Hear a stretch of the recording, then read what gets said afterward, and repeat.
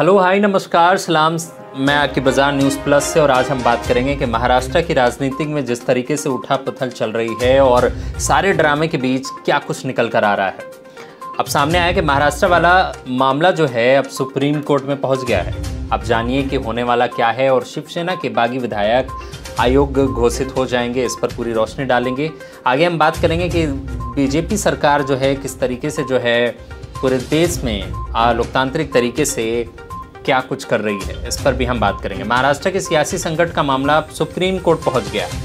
मध्य प्रदेश की महिला अध्यक्ष जो है जया ठाकुर जी ने कोर्ट में याचिका दाखिल कर दल बदल में शामिल सभी विधायकों के खिलाफ कार्रवाई की मांग की है। याचिका में कहा गया कि ऐसे विधायकों को 5 साल तक चुनाव लड़ने से रोकने का निर्देश दिया जाए। ये बात कहीं ना कहीं सही भी है कि अगर हम लोकतांत्रिक तरीके से वोट का इस्तेमाल करके इन बागी विधायकों को, भगोड़ों को जो है हम चुनकर पार्लियामेंट में भेजते हैं, फिर बाद में ये कुछ पैसों के लिए अलोकतांत्रिक तरीके से अपना जो पलड़ा है किसी और पार्टी में बदल लेते हैं, यानी बागी हो जाते हैं। आगे जय ठाकुर ने शिवसेना के बागी हुए विधायकों का दल बदल असंवैधानिक कहा है, क्योंकि ये 2/3 से काम कर रहे हैं। बात सही है कि किस तरीके से ये जो है देश में जो है अलोकतांत्रिक तरीके से अपना उल्लू सीधा करने के लिए कितना कुछ जो है कर रहे हैं। आगे बात करेंगे विधायकों को योग्यता पर भी सवाल उठ रहे हैं। जया ठाकुर अपनी याचिका में इस मुद्दे को उठाया है। मीडिया रिपोर्ट्स के मुताबिक याचिका में कहा गया कि पिछले साल सुप्रीम कोर्ट के निर्देश के अनुसार केंद्र सरकार ने दल बदल के मामलों में अभी तक कोई कदम नहीं उठाया है। अब जानना ये है कि बीजेपी सरकार इस पर कदम क्यों नहीं उठा रही। आखिर क्या कुछ है जो बीजेपी सरकार को फ़ायदा पहुंच रहा है इससे। किसी का फ़ायदा उठाकर राजनीतिक दल या जो बागी विधायक हैं, स्वार्थी विधायक हैं, जो राज्यों में निर्वाचित सरकार को लगातार नष्ट कर रहे हैं, इसी पर अगर हम विस्तार से बात करेंगे तो पूरा मामला जो है समझ में आ जाएगा। साफ नज़र आने लगेगा कि किस तरीके से भारतीय जनता पार्टी का जो एजेंडा है पूरे लोकतांत्रिक देश को मजाक बनाने में लगी है। इनका साफ एजेंडा है, नज़र आता है कि विधायकों और मंत्रियों की खरोद फरोद देश के अलोकतांत्रिक तरीके से जो है सरकार बनाने की जो राजनीति कर रहे हैं, ये कितनी गंदी मानसिकता के हैं। सबसे बड़ा एग्जाम्पल हमें मध्य प्रदेश और कर्नाटका में देखने को मिला है कि बीजेपी सरकार किस तरीके से जो है वहाँ पर अलोकतांत्रिक तरीके से सरकार बना ली। इस पर पूरा जो मुद्दा है वो दिखा हमें कि वहाँ पर भी विधायकों का बड़े पैमाने पे कांग्रेस छोड़कर बीजेपी में शामिल हो जाना और अन्य दलों में शामिल हो जाना।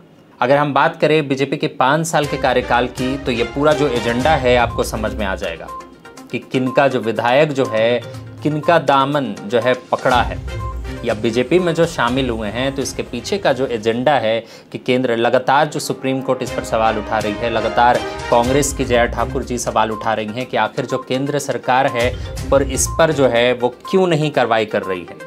बीबीसी की अगर रिपोर्ट के मुताबिक हम बात करेंगे तो किसी राजनीतिक पार्टी का अधिक जो बागी विधायक है किन पार्टी का किन में शामिल हुए, इस पर पूरा जो है डाटा कि 42% पार्टी छोड़ने वाले 405 विधायकों में से 42% जो है वो कांग्रेस के थे, जिन्होंने दूसरी पार्टी का दामन थाम लिया।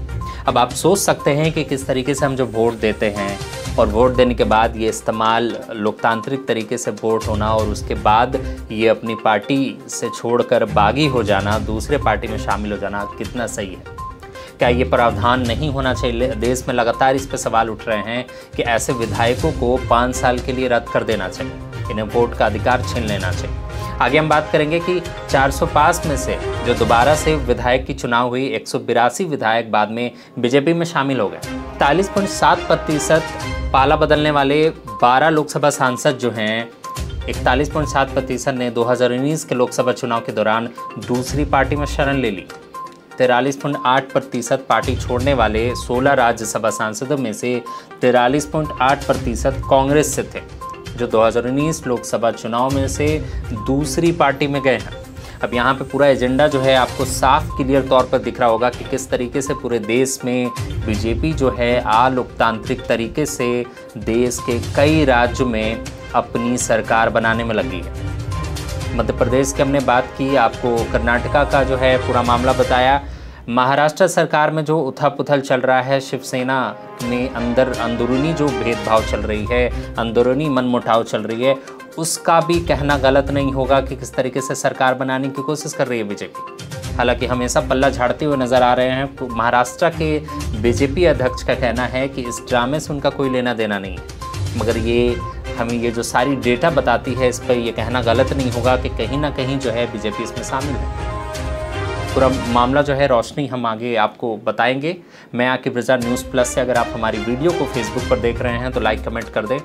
अगर आप हमारे वीडियो को यूट्यूब पर देख रहे हैं तो सब्सक्राइब कर लें, बेल आइकन दबा दें और आपकी राय हमारे लिए बहुत महत्वपूर्ण है, कमेंट करना ना भूलें। मुझे दीजिए इजाज़त, बहुत बहुत शुक्रिया।